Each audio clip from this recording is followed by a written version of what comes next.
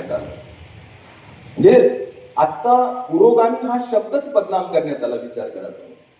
एवढा की, आणि म्हणून सर इथं बसलेले आहेत ते राजकारणातले आहेत आणि मी तत्वज्ञानातला आहे, आणि राजकारण तत्वज्ञान यांचा 36चा आकडा असतो. कारण the task of an intellectual is to clarify and the task of a politician is to mystify. I think many of them are expert at mystification. आणि असं नाही की त्यांना क्लॅरिटी नसते, पण राजकारणाचा तो संकेत असतो, ती पद्धत असते. म्हणून मी त्यांच्या जागी असलो तर मला सुद्धा मिस्टिफिकेशनची आर्ट, जी कला आहे, संदिग्धतेची कला म्हणतो आपण त्याला राजकारणात, त्याच्याशिवाय तुम्ही राजकारणात टिकू शकत नाही. माझं इंग्लंड मधलं जे एमफिल आहे ते पॉलिटिकल फिलॉसॉफी म्हणजे राजकीय तत्वज्ञानातलं आहे. तर राजकारण असं असायला पाहिजे याच्याविषयी भरपूर व्याख्यान दिले जाते, पण राजकारण असंच असतं याच्याविषयी सुद्धा आकलन असणं महत्वाचं आहे. आणि असं असतं आणि ते कसं काम म्हणून राज्य संस्था लोकशाही पूरक आहे की लोकशाही मारक आहे? राज्य संस्था बियॉन्ड गुड अँड इव्हिल असते. स्टेट ज्याला आपण म्हणतो राज्य संस्था, की ज्याच्या हातात पडते ती तशी वागते. पण राज्य संस्था आणि समाज काय आहे ते सुद्धा जाणून घेण्याचं आपल्याकडे प्रत्यक्ष साधन नसतं. समाज आणि राज्य संस्था याच्यामध्ये एक ढाचा असतो, मध्यस्थी करणारा ढाचा असतो. तो निर्णय घेतो की राज्य संस्थेचं चरित्र, कॅरेक्टर कसं असेल. आणि तो ढाचा म्हणजे पब्लिक स्फिअर, नागरी समाज. नागरी समाजातून येणारी मागणी की आम्हाला व्याख्यान मला हवी आहे, ही गोष्ट उत्तर भारतात अशक्य आहे. म्हणजे गेल्या 5 वर्षापासून माझ्या पुस्तकाचे फोटो अनेक मराठी राजकारण्यांसोबत दिसत आहेत. तर उत्तर भारतातले माझे कलिग म्हणतात की महाराष्ट्र के पॉलिटिशियन्स पढ़ते हैं. विचार करा, कारण उत्तर भारतात पढ़ने वाला और जो राजनेता है वो बिल्कुल बनता नहीं, वो तो गुरुजी को चाय पिला और निकालो. पण आपल्याकडे तो आपल्या राजकारण्यांचा म्हणजे महाराष्ट्राची ती ओळख आहे की आपले राजकारणी वाचतात. आणि I have heard about him, he reads, many of our politicians read. आणि आता ते कितपर्यंत टिकणार आहे, कारण वाचणारे राजकारणी आता यशस्वी ठरताना दिसत नाही सध्याच्या परिस्थितीत. वाचणाऱ्यांना म्हणजे मी तेच म्हणतो की समाज काय आहे, म्हणून आता सध्याची परिस्थिती आहे त्याला त्यासाठी समाजाला जबाबदार ठरवणं हे ऍक्च्युली बुद्धिविरोधी मानसिकतेचं लक्षण ठरेल. समाज लोकसभेत दाखवून दिलं होतं की समाज काय आहे. तर म्हणून तो मधला ढाचा पुढे गेलेला आहे. तो मधला ढाचा संपवण्यासाठी काय दिवस रात्र प्रयत्न केले जात आहेत, त्याच्यासाठी शिक्षणात जे लोक आहेत ते जबाबदार ठरवतो. म्हणजे मी लोकांना वाटत की आज या विचारांवरती मी टीका करणार आहे. मी टीका ही आत्मटीका आहे आजची, की मी शिक्षण क्षेत्रातला माणूस आहे. शिक्षण क्षेत्रातले जे शिक्षक आहेत त्यांनी व्यवस्थित त्यांची जबाबदारी पार पडली असती तर जे शिक्षक म्हणून समाजात गुरुजी म्हणून वावरतात ते एवढे माजले नसते. कारण त्याच्यासाठी त्यांनी ते काम करत राहतील. पण शिक्षकांनी दुकानीकरण केलेलं आहे, हे टपरीकरण केलेलं आहे शिक्षणाचं. त्यांनी त्यांची विद्यार्थ्यांप्रती जबाबदारी काय, समाजांप्रती जबाबदारी काय आहे, 2-3 लाख रुपये पगार देऊन सुद्धा त्यांनी पार पाडलेली नाही. त्याच्यामुळे कारण हे समाजात हे द्वंद्व चालत राहणार आहे. समाजात हे जे द्वंद्व आहे, लोकशाही पूरक आणि लोकशाही मारक. तुम्हाला लोकशाही संपवण्यासाठी लोकशाही हा शब्द संपवण्याची गरज नसते. सबस्टन्स संपून टाका, ती आपोआप संपते. आणि तो सबस्टन्स, एसन्स, सार तत्व जे लोकशाहीचं आहे ते टिकवण्याचं काम ज्यांना लाखो रुपये पगार दिला गेला त्या शिक्षकांचं होतं. त्यांनी पार पाडलेली तुम्ही जेई मध्ये सुद्धा अनुभवलेला आहे. तेव्हा जेव्हा निर्णय घेतला की शिक्षकांनी समाजापुढे वस्तुस्थिती मांडावी, पण वस्तुस्थिती मांडण्यासाठी त्या योग्य भाषा असणं गरजेचं आहे. आणि जेईतले जवळपास 90-95% प्राध्यापकांना भारतीय भाषा येत नाही. ते फक्त इंग्रजीत बोलतात आणि त्यांचं लक्ष ऑक्सफर्ड, केम्ब्रिज वगैरेकडेच असतं.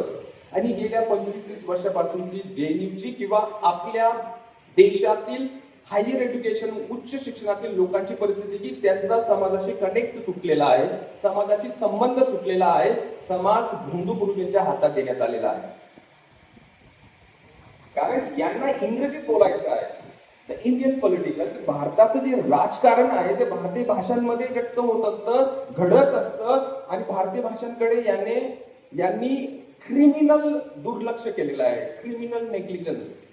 समाजाशी सरळ सरळ सामान्य भारतीय माणसाशी उच्च शिक्षणातील माणूस बोलू शकत नाही, ही वाईट परिस्थिती आहे.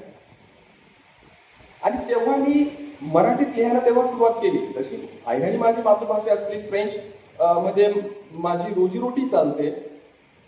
माझी पत्नी दिल्लीची असल्यामुळे घरी हिंदी बोलली जाते, माझी मुलगी हिंदी बोलते.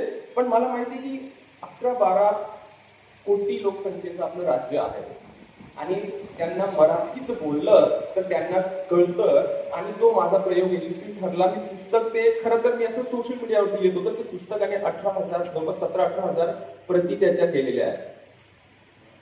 ते 5-6 विद्यापीठांमध्ये सिलेबसला आहे. आणि त्याच्यात काय आहे, कोणी आत्मकथन म्हणतात, ते आत्मचरित्र पण नाही, आत्मकथन पण नाही, ते त्याला एज्युकेशनल ट्रॅव्हलॉग म्हणता येईल, शैक्षणिक प्रवास वर्णन. तोच त्याचा मूळ धागा आहे. शिक्षणात आपल्यासारख्या पार्श्वभूमीचे जे व्यक्ती येतात त्यांना कुठल्या गोष्टींचा सामना करावा लागतो, त्याच्यात वस्तुनिष्ठ घटक कुठले आहेत, व्यक्तिनिष्ठ घटक कुठले आहेत. सहजासहजी जे असं स्लमडॉग मिलियनेअर सारखे जे कहाणी असतात की मी फार गरिबी जन्माला आलो आणि आता काहीतरी मोठा अधिकारी झालो, आणि ते सगळं स्वतःच्या अंगावर बोलणी उठण्याचा प्रकार असतो. म्हणजे मीच सगळं केलं नाही, पण कोणीतरी काहीतरी शिक्षणात कुठली तरी लायब्ररी चांगली मिळाली असेल, कुठली फेलोशिप मिळाली असेल, JU सारखे विश्वविद्यालय मिळालं असेल, यांना वस्तुनिष्ठ घटक म्हणतो आपण. ऑब्जेक्टिव्ह कंडिशन्स काय होत्या तुमच्या गावातल्या, तुमच्या वडिलांची परिस्थिती काय होती, तुमच्या लायब्ररीत पुस्तकं कुठली होती.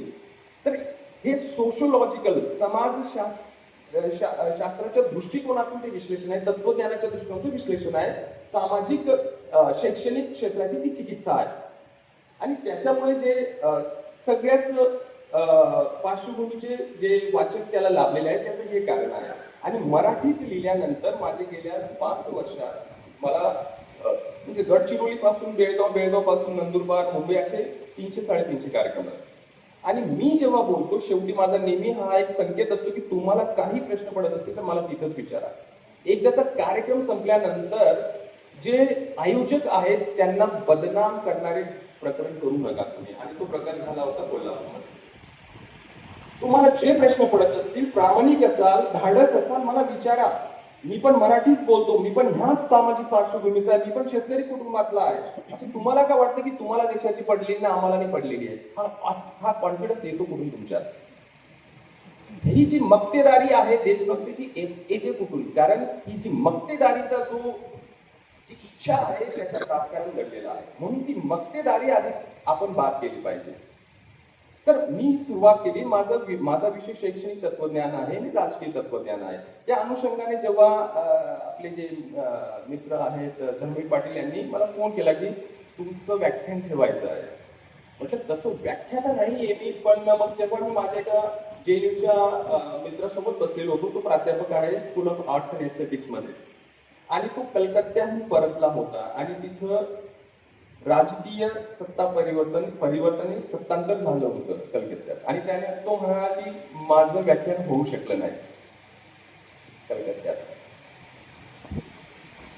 त्याने प्रश्न विचारला की महाराष्ट्रात राजकीय सत्ता तर बदलून अनेक वर्ष झाली, तर माझी 350 व्याख्याने झाली, आणि मला जे वाटतं, जे मला तथ्यात्मक नैतिकतेच्या आधारावरती जे बोलावं असं वाटतं ते बोलत आलेलो आहे. महाराष्ट्रात ही परिस्थिती झाली नाही.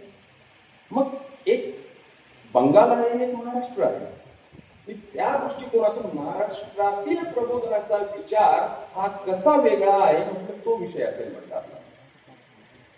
कारण प्रबोधनाच्या बाबतीत बंगाल हा थोडा पुढारलेला मानला गेलेला आहे इतिहासात, की त्यांची प्रबोधनाची चळवळ पुढारलेली होती, ब्राह्मो समाज लीड करत होता. महाराष्ट्रात असं काय आहे की तो प्रबोधनाचा विचार वेगळा आहे. जे